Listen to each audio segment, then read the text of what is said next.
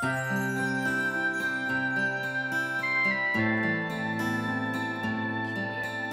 게으를 때가 있습니다. 게을러서 기도를 하지 않을 때도 있어요. 또 우리가 기도를 하지 않는 것은 아버지를 잘 모르기 때문에 기도하지 않나 하는 생각도 해보게 됩니다. 하나님이 다 알아서 하실 텐데 뭐하러 기도하느냐. 한번 기도하고 안 들어주시면 그 다음에는 하나님의 뜻이 아닌가 보다 생각하고 기도에 있어서는 매우 신사적으로 할 때가 있습니다. 하나님이 알아서 하시니까 한 번 기도하고 두 번, 세 번 하지 말려는 이야기가 성경에 기록이 있나요? 없습니다. 오히려 성경은 우리로 하여금 적극적으로 기도하기를 원하시고 간절하게 기도를 원하시는 것을 보게 되는데요. 예수님이 기도에 대해서 가르쳐 주셨습니다. 그래서 우리는 그 기도를 예수님이 가르치는 기도를 주기도문이라고 이야기를 하는데요. 누가복음에 되면 지난 시간에 보았던 아버지여, 그리고 기도가 시작되면서 아버지의 이름이 거룩히 여김을 받기를 원하십니다. 아버지의 뜻이 이루어지기를 원합니다. 아버지 기도가 있었어요. 하늘나라가 임하기를 원하는 기도를 하고 나서 우리에게 일용할 양식도 주시고 우리의 죄도 사하여 주시고 우리로 하여금 시험에 들지 않게 해주시기를 원합니다 라는 기도를 드렸어요.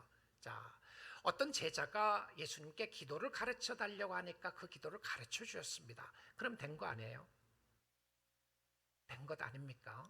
자, 오늘 주신 본문은 예수님이 그 기도의 내용, 컨텐츠죠. 내용을 가르치고 난 다음에 기도 레슨이 끝나지 않았어요.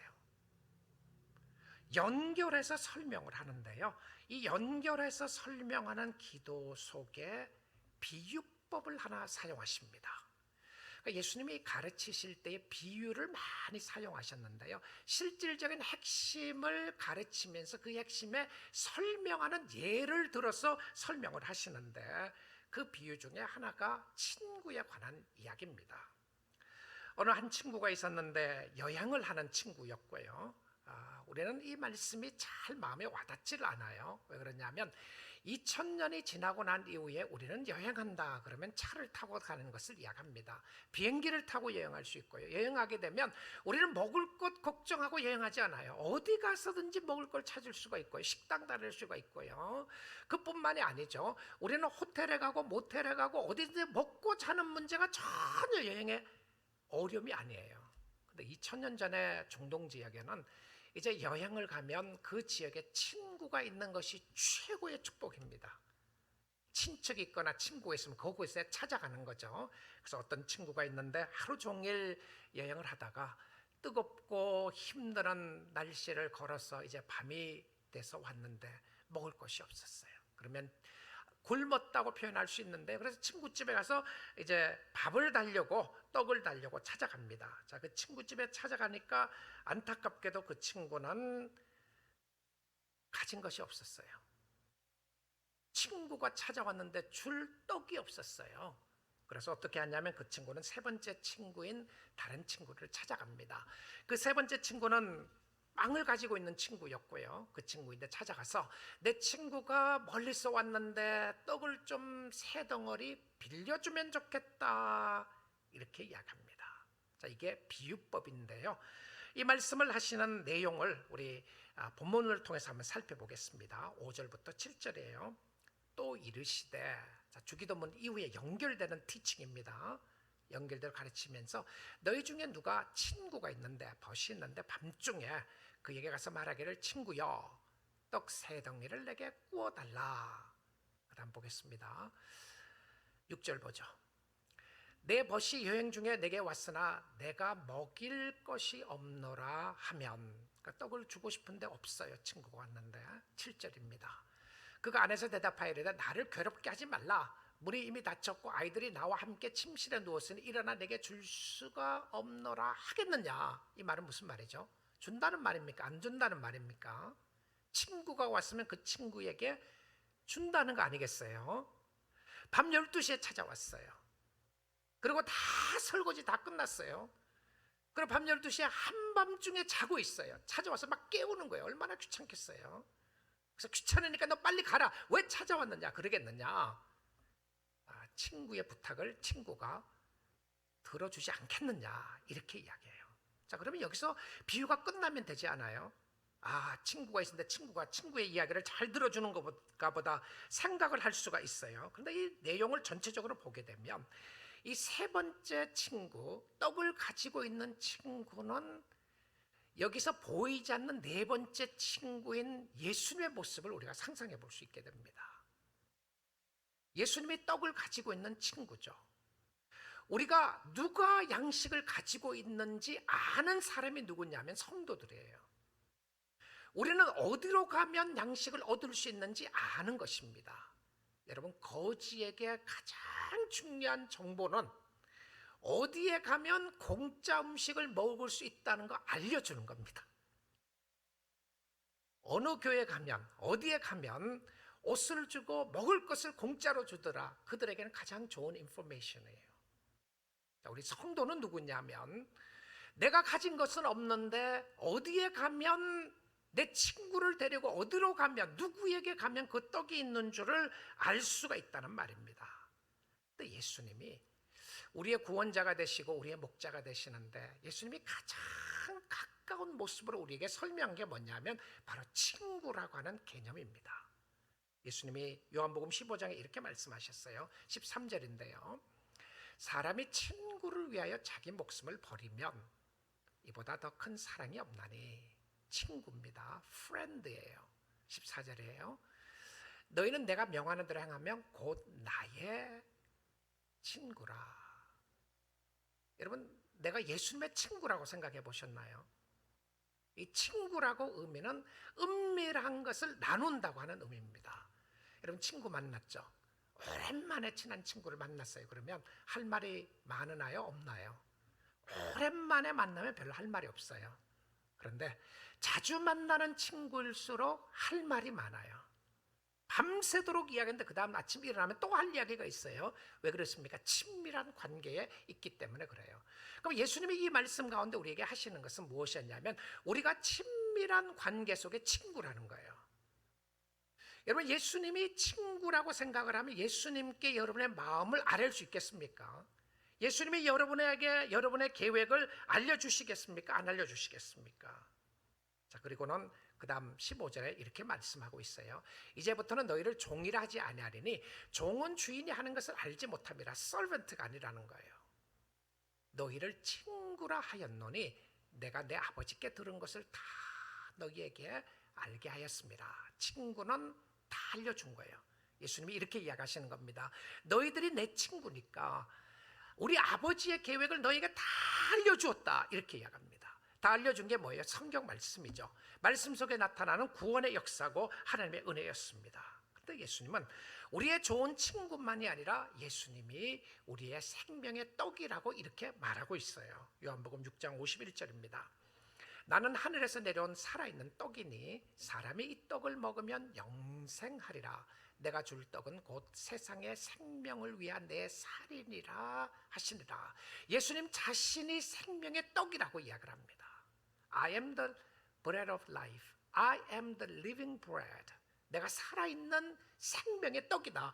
너희가 나를 먹어야 살 수 있다라고 하는 말씀을 하시면서 실질적으로 이 떡은 단순히 육신적인 떡만이 아니라 생명의 양식이 되는 예수 그리스도를 이야기를 했어요. 자, 그런데 이 말씀을 예수님이 어느 컨텍스트 안에서 가르치셨다고요? 어디에서요? 예수님이 기도를 하시면서 가르치고 있다는 것을 우리는 확인하게 됩니다.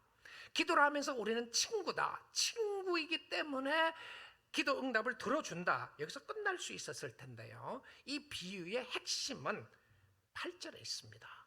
8절에 보시게 되면 좋은 친구가 있음에도 불구하고 때론 우리가 그 친구에 가지 않게 되는 경우들을 보게 되는데요. 그뿐만이 아니라 한 번 말하고 더 이상 말하고 싶지 않는 경우들이 있어요. 알아서 하겠지 생각을 합니다. 그래서 기도에 가르치시면서 8절에 이렇게 이야기합니다. 내가 너희에게 말하노니 비록 벗됨으로 친구됨으로 인하여서는 일어나서 주지 아니할지라도 안 준다는 겁니까? 준다는 겁니까? 아까 보니까 7절에서는 뭐라고 그랬죠? 일어나서 준다고 그랬어요. 친구이기 때문에. 그러나 이렇게 가까운 친구라고 할지라도 이렇게 가까운 친구라고 할지라도 그 친구도 귀찮을 때가 있다는 거예요. 그래서 안 일어나요. 자는 척하는 거예요. 못 들은 척하는 겁니다. 그런데 이 기도의 핵심이 무엇이었냐면, 아니할지라도 그 간청함을 인하여 일어나 그 요구대로 두리라. 그 요구가 뭐였습니까? 떡 세 덩어리였어요. 그럼 떡 세 덩어리를 주겠다는 건데, 자, 여기서 기도에 대해서 중요하게 예수님이 가르쳐 주고 싶은 것이 무엇이었냐면 간청함이라고 하는 단어입니다. 여러분, 이 간청이라고 하는 단어의 영어 성경에 보니까 boldness라고 하는 단어를 사용하고요, persistence, 그 다음에 shamelessness 이런 단어를 썼어요. 자, 이 단어를 한국말로 보니까 부끄러움을 모르고 요구한다, 뻔뻔스러운 요구이다, 이런 표현을 썼어요. 창피함을 모르고 이야기를 한다. 나의 필요가 너무 강하니까 구하는 대상에게 창피함을 모르고 이야기를 하는 거예요. 뻔뻔스럽게 요구하는 거예요. 여러분, 우리는 주님 앞에 기도하면서 주님을 우리가 굉장히 신사적으로 대할 때 있지 않나요? 그 말은, 하나님 다 알아서 하십시오. You know my heart. You know what I want. 당신 내가 뭘 원하는지 알지 않습니까? 내가 뭘 원하는지 아니까 알아서 하세요. 그러고 기도 안 하는 거예요. 근데 성경에 보니까 하나님이 다 아신다고 하셨는데, 그러면 아시면 알아서 우리에게 좀 주면 안 돼요? 또 왜 기도하라고 그랬어요? 기도하면 어떤 역사가 있습니까? 기도하면 감사가 있어요. 하나님이 응답해 주신 것에 대해서 감사하고요, 하나님을 디펜던트하게 됩니다. 의지하게 돼요.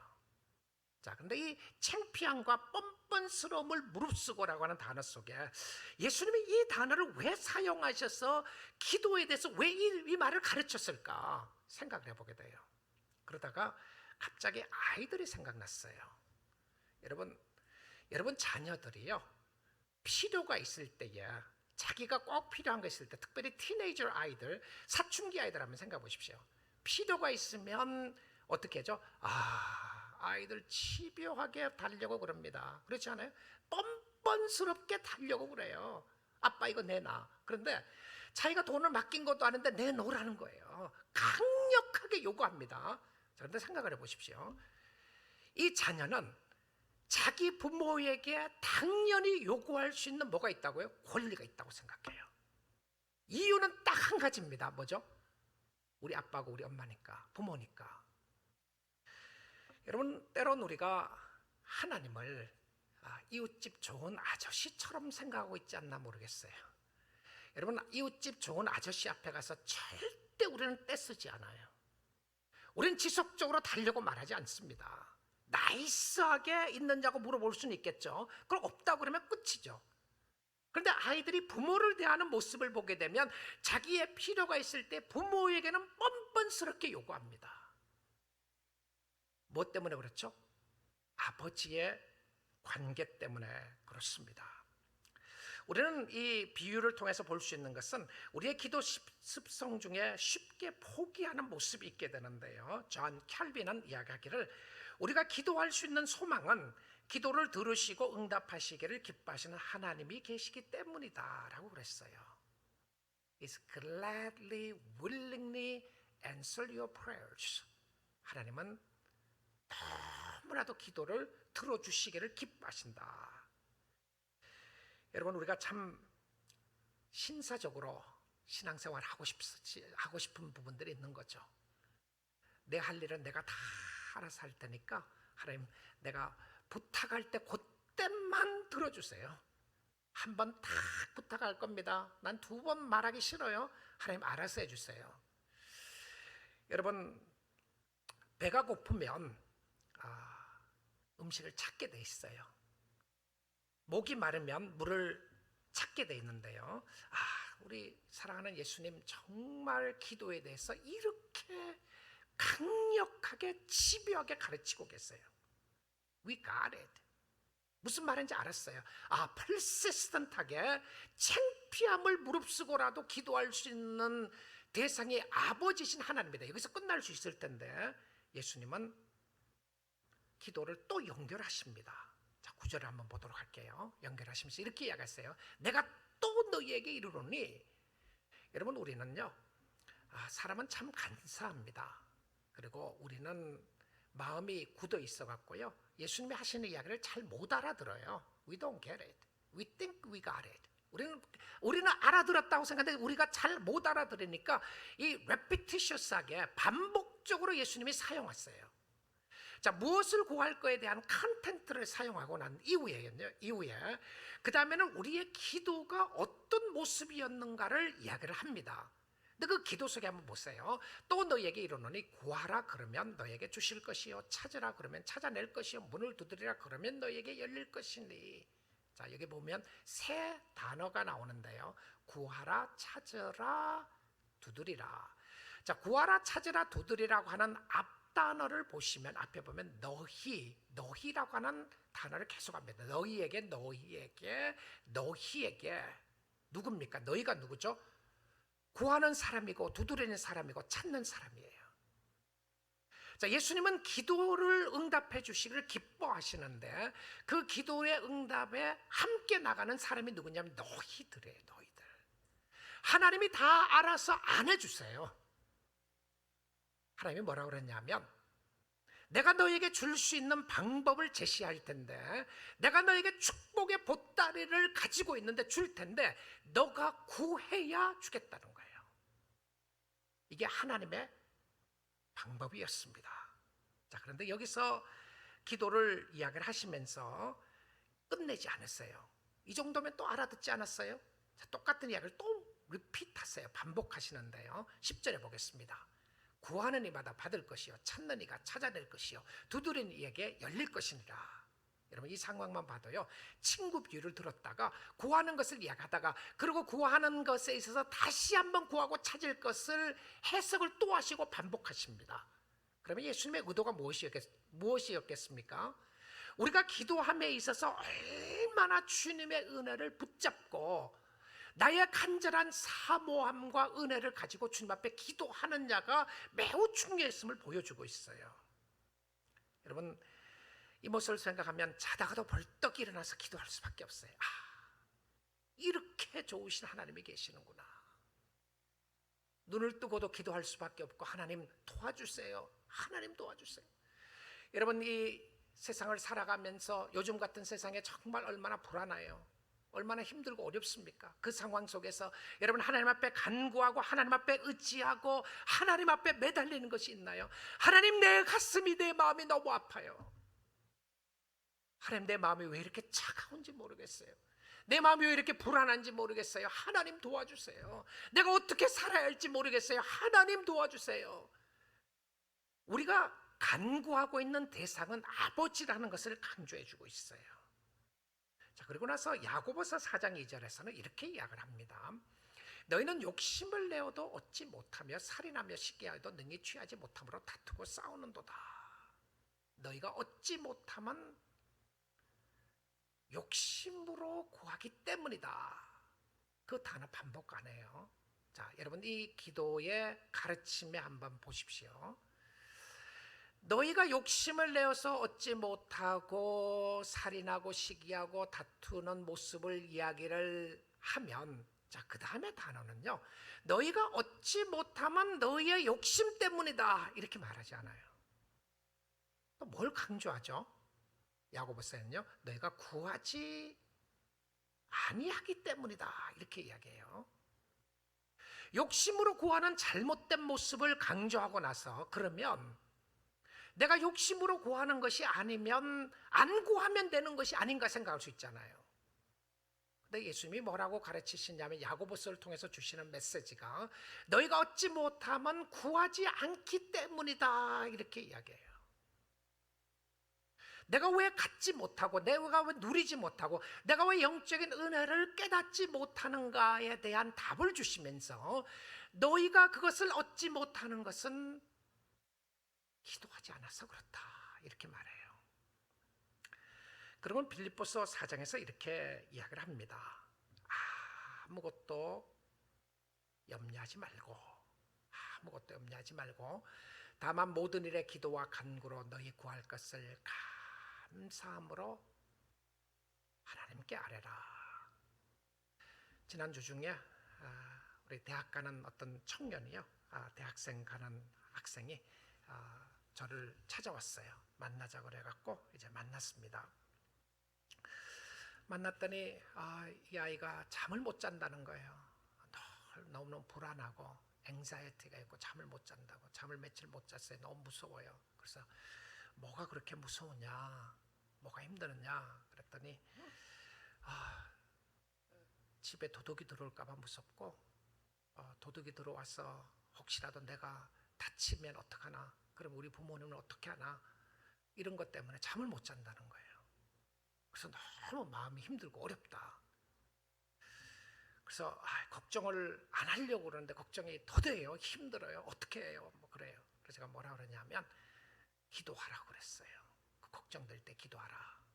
여러분, 많은 일들은 일어나지 않았는데 너무 불안하잖아요. 사람들이 불안해요. 너무 걱정되는 거죠. 이런 일이 있으면 어떡하냐, 저런 일이 어떡하냐. 이 아이는 부모를 사랑하고 부모를 케어하는 거죠. 근데 그 부모를 사랑하고 케어하고 있는 마음이 자기 마음속에 불안으로 와닿는 거죠. 자, 근데 불안으로 와닿는데 자기 마음이 컨트롤 안 될 때가 있어요. 여러분도 그렇잖아요. 나 걱정하고 싶지 않는데 걱정 안 하는 게 아니라 더 걱정이 돼요. 걱정 안 하려고 그러니까 Don't worry, everything's fine. 미국 사람 잘 쓰는 표현이잖아요. Don't worry, everything is okay. 근데 everything이 안 okay 하단 말이에요. 나는 힘들고 어렵다는 거죠. 나는 너무 힘들어서 불안해하는데 그때 어떻게 해야 되는가? 염려하지 말고 다만 모든 일에 기도와 간구로 너희 구할 것을 감사함으로 하나님께 아뢰라. 그럼 하나님이 어떻게 하시죠? 7절입니다. 그리하면 모든 지각에 뛰어난 하나님의 평강이 그리스도 예수 안에서 너희 마음과 생각을 지키시리라. 뭐라고 되어 있습니까? 하나님이 우리의 마음과 생각을 다스려 주신다는 거예요. 너무 불안하고 너무 힘들고 어렵고 하는 생각 때문에 마음이 나눠지기 시작하는 거죠. 걱정과 염려는 마음이 나눠지는 거거든요. 마음이 나눠질 때에 우리의 마음을 다스릴 수 있는 방법이 무엇이었냐면 하나님 앞에 드리고 기도하는 거죠. I cast all my cares upon you. 하나님이 너의 짐을 알고 있어. 하나님이 너의 마음을 알고 있는데 그 하나님께 다 고백해봐. 그 하나님께 한번 맡겨봐. 그런 거죠. 여러분의 삶 속에 불안하고 답답하고 힘들고 어려운 요소가 있을 때에 여러분의 마음을 주관하고 다스리시는 하나님 앞에 나가 보십시오. 그러면 하나님이 마음을 다스려 주신다라고 되어 있습니다. 우리 기도의 아버지라고 이야기하는 졸지 뮬러라고 하는 목사님, 선교사님이 계셨는데요. 이분은 뭐 기도의 아버지라고 하면서 이분이 기도한 것은 평생 동안 최고로 기도 많이 응답받았다고 하는 사람 중에 한 사람입니다. 고아원을 하게 되고요, 응답을 받게 됐는데, 근데 이 졸지 뮬러라고 하는 분이 자기 평생에 친구 5을 두고 기도를 합니다. 근데 그 한 친구가 기도를 시작한 지 한 5년 후에 한 친구가 예수를 믿게 되고요. 그리고 5년이 지난 후에 2사람이 돌아오게 됩니다. 그리고 25년이 지난 후에 다른 친구가 돌아오게 됐어요. 몇 명이죠? 4명. 4명이 돌아왔는데요. 다른 한 친구는 졸지 뮬러가 죽고 난 다음에 돌아와요. 그리고 결과적으로 그 마지막에 돌아온 친구가 뮬러가 했던 사역을 내가 맡겠다 이렇게 했던 친구였는데요. 그래서 그 친구를 위해서 50년 기도했다고 하는 유명한 그런 일화가 있습니다. 근데 이 졸지 뮬러가 신앙생활에 있어서 기도를 조언하면서 5가지를 이야기를 했어요. 이렇게 기도하면 좋겠다. 그런 이야기. 첫 번째는요, 첫째는 성경을 묵상하고 기도를 계속하라. 성경 말씀을 묵상하고 기도를 필요에 의해서만 하는 것이 아니라 지속적인 기도, 계속 기도하라. 그 다음에 2번째는요, 너는 그런 믿음을 가질 수 없다고 하는 사단의 말에 속지 말라. You can do it. 야, 너는 믿음도 없잖아. 너는 그런 믿음, 네가 모자랐다고 그런 믿음을 구하느냐. 너는 구해도 안 들어. 이게 사단의 속임수라는 거죠. 그래서 나 자신을 돌아보니까 기도하다가 절망될 때가 있어요. 하나님이 내 기도는 안 들어주실 것 같아요. 나는 하나님이 덜 사랑한 것 같아요. 근데 그것이 무엇이냐면 사단의 속임수라는 거예요. 거기에 속지 말라. 그 다음에 3번째는요, 옳은 양심과 바른 마음을 가지라.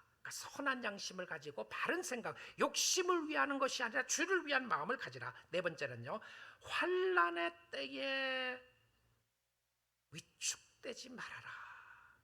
여러분, 어려움이 있게 되면 우리 마음이 슈링크가 되잖아요. 우리 마음이 확 그냥 좁혀지는 모습을 보게 되죠. 환난이 있게 되고 어려움이 있게 되면 우리의 마음이 절망 상태에 있게 되는데, 환난과 어려움이 있을 때에 위축되지 말라. 그때가 시련의 때니 신앙은 시련으로 연단된다 그랬어요. 이때는 하나님이 테스트하는 시간으로서 믿음을 더 연단시킬 수 있는 때니까 어렵고 힘들 때일수록 주님을 의지하라. 그 다음에 다섯 번째 그는 이야기했습니다. 신앙을 굳게 하려면 하나님이 일하시게 하라라고 그랬습니다. 하나님이 일하시게 하라. 내가 앞서가는 것이 아니라 하나님 따라가고, 아무리 바빠도 기도하며 경건 생활을 게을리하지 않고 주님을 의지하는 모습을 보여주었습니다. 여러분, 기도 외에는 방법 없습니다. 하나님 앞에 나갈 수 있는 은혜를 사모하고 간구하는 것은 기도의 축복의 통로였습니다. 기도하십시오. 기도의 사람이 됐어요. 그동안 포기하고 있었던 것, 너무 신사적으로 하고 있었던 모습이 있었다면 하나님 앞에 간청하는 기도를 드렸어요. 주님이 기뻐하시는 모습을 보여주는데, 자, 이 기도가 끝나지 않았어요. 기도 레슨이 끝나지 않았다는 거죠. 주님이 가르쳐 주신 기도로 시작을 해갖고 그 다음에 기도의 자세와 기도를 하는 모습을 쭉 이야기하다가 기도가 안 끝났어요. 여기까지 해야 이 레슨이 끝나게 되는데요, 예수님이 이 기도의 가르침에 있어서 어떻게 마무리를 하느냐 보면 11절 한번 보겠습니다. 본문 11절인데요. 너희 중에 아버지 된 자로서, 자, 친구의 이야기를 하다가 아버지로 돌아옵니다. 하늘 아버지를 이야기했다가 세상 아버지로 돌아와요. 세상 아버지로 돌아왔다가 하늘 아버지로 다시 나가게 되는데요, 너희 중에 아버지 된 자로서 누가가 아들입니다. 아들이 생선을 달려 하는데, 자녀가 생선을 달려 하는데 대신에 뱀을 주는 그런 사람 있나요? I need a fish. 엄마 아빠 나 생선 주세요. 그러니까 뱀 던져줘요. 이거 먹어라. 뱀이 생선보다 더 좋은 거야. 그거 가르치는 거 아니에요. 말도 안 되는 소리죠. 말도 안 되는 소리예요. 그리고는 12절입니다. 알을 달라 하는데 계란을 달려고 그랬어요. 알을 달려 하는데 전갈을, 스콜피언을 던져주는 거예요. 자, 뱀과 스콜피언의 전갈의 초점이 뭐죠? 독입니다. 독이에요. 누가 독 있는 전갈과 뱀을 주겠느냐는 거예요. 근데 누구였습니까? 세상에 있는 아버지. 그렇게 안 한다는 거죠. 자, 그런데 13절에 보시면 이렇게 이야기를 합니다. 너희가 악할지라도, 너희가 누구냐면 세상에 있는 아버지들이에요. 저와 여러분들, 부모들입니다. 악할지라도 좋은 것을 자식에게 줄 알거든. 여러분, 자녀가 필요하면 자녀가 떼쓴다고 여러분 야단만 치고 그러나요?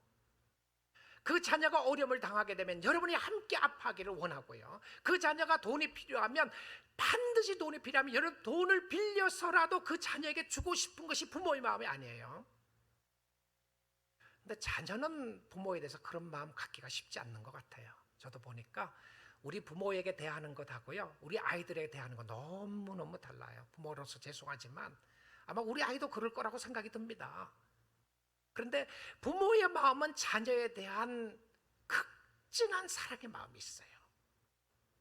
자, 그런데 예수님께서 이 상황 속에서 하늘에 계신 아버지를 아버지의 모습으로 다시 설명을 하면서 주장하고 있는 것인데, 하물며